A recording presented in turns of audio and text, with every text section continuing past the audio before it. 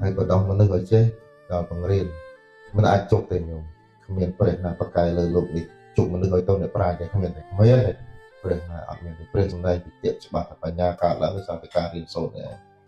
ការរៀនសូត្រការគិតការស្ដាប់ចិត្តមយបញ្ញាសត្តមយបញ្ញាគឺស្ដាប់នេះគឺរៀនហ្នឹងគឺរៀនព្រះក៏រៀនដែរតែនៅពលសាស្ត្រស្ដេចរៀនខ្លាំងណាស់ហ្នឹងហើយអញ្ចឹងដល់នាំគ្នាធ្វើសាលាវិស័យអប់រំនឹងឲ្យល្អបានសង្គមនឹងប្រកបដោយជាសង្គមមួយមានសេចក្តីសុខអញ្ចឹងកិច្ចទាំងអស់នេះជាកិច្ចដែលព្រះសម្មាសម្ពុទ្ធចាស់ធ្វើដំបូងញាតិញោមនៅថ្ងៃដែលព្រះអង្គត្រាស់សម្ដែងបឋមវិសេសទេសនាដំបូងឈ្មោះថាធម្មចក្រកវត្តនៈសូត្រនោះព្រះអង្គសង្កត់ខ្លាំងគឺបញ្ញានេះឯងញាតិញោមបញ្ញាត្រាស់សម្ដែងនៅអង្គ8និយាយពីបញ្ញា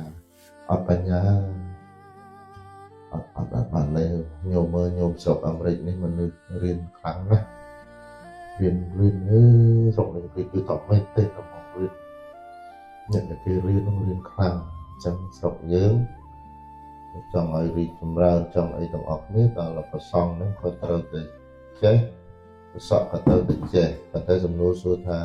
ធ្វើម៉េចបានរៀនដល់មានសាលាធ្វើម៉េចមានសាលាដល់យើងជួយគ្នាចឹងមុនលោកគ្រូប្រធានសម្រាប់ពរញាតិញោមថាទានដែលលោកម្ចាស់នេះញោមហាបាសិកាអ៊ីបុនងិនប្រធានធំណាញោមធំនឹងប្រធានធំអ្នកចូលទៅបងប្រធានធំញោមធំគាត់អ្នកដើមអីគាត់នាំអាត្មាចាំឈ្មោះច្រឡំលើទៅញីលើទៅអ៊ីវនោះមើលទៅញោមធំទាំងអស់នោះណាយ៉ាងទៅដែរស្មាត់គ្នាប៉ុណ្ណាប៉ុន្តែគាត់តែចង់ចម្រើនថាបើចង់ឲ្យសង្គមយើងរីកចម្រើនធ្វើសាលាច្រើនឧបត្ថម្ភសាលាជួយសាលា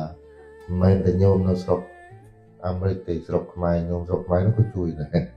ជួយទាំងអស់គ្នាណាហើយក៏ដល់មនុស្សឲ្យចេះដល់បង្រៀនមិនអាចជប់ទេញោមគ្មានព្រះណាប្រកែលើលោកនេះជប់មនុស្សឲ្យទៅអ្នកប្រាជ្ញទេគ្មានទេព្រះណាអត់មានទេព្រះសម្ដែងវិទ្យាច្បាស់តែបញ្ញាកើតឡើងដោយសារតែការរៀនសូត្រនេះការរៀនសូត្រការគិតការស្ដាប់ចិត្តមយបញ្ញាសត្តមយបញ្ញាគឺស្ដាប់ហ្នឹងគឺរៀនហ្នឹងគឺរៀនព្រះក៏រៀនដែរ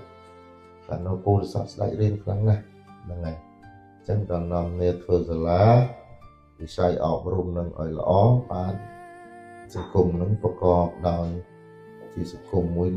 មានសេចក្តីសុខខ្ញុំចឹងបុណ្យញោមទាំងអស់លោកម្ចាស់ទានទាំងអស់ខ្ញុំណាដែលបានលះបង់ហ្នឹងគឺឈ្មោះថាជាទានដ៏ប្រសើរជាទានដ៏ថ្លៃថ្លាមានអានិសង្សច្រើនសូមអនុមោទនា